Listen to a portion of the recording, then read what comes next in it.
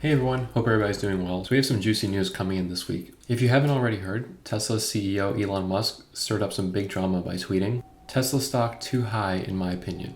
Not a good look, Elon.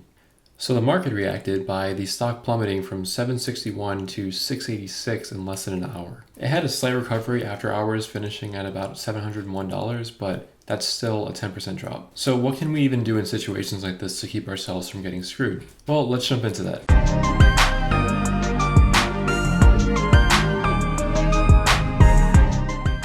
So first of all, I use TD Ameritrade and the Thinkorswim platform to make most of my trades, but I'm going to be talking about this tutorial on Robinhood as I know a lot of people use Robinhood on mobile. I myself am not the biggest fan of Robinhood because I've had instances where I placed orders and they didn't get fulfilled, which is very frustrating, especially when a stock shoots up and you missed out on a great entry point. But what I'm about to tell you should be applicable to most online trading platforms. Now back to the question.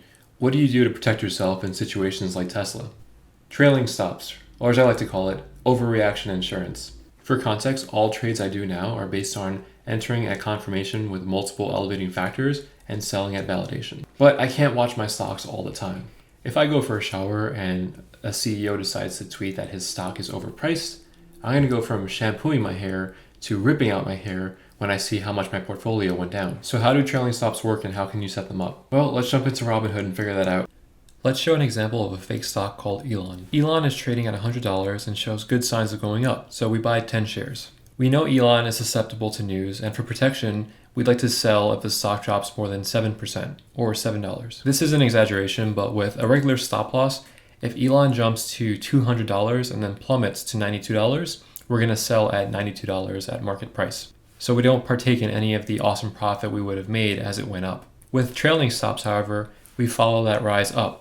Every time the stock hits a peak and goes down, the peak is the new level to sell the 7% drop. This is nice because we don't have to watch the stock constantly. One thing to note, Robinhood uses a trailing stop loss and not trailing stop limits. This means that it will trigger a market order instead of a limit order when the sell trigger is hit. However, you should know that with massive fluctuations or manipulations in the market or massive overreactions, you won't get the price you always want. A market order is similar to throwing steak into a shark tank.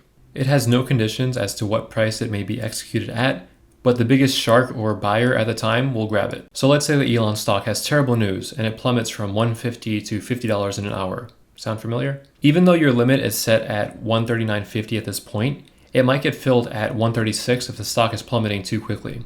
So trailing stops are more useful for liquid stocks because if you have a non-liquid stock, it could fill much lower. It's important to remember that trailing stops are not an excuse to invest blindly and set and forget. You need to do your research and sell on validation, but it helps for those times when you're away from your trading platform to give you some protection. Oh, and also, all stocks I've traded have a minimum increment of 10 cents for trailing stops, so don't try this with penny stocks.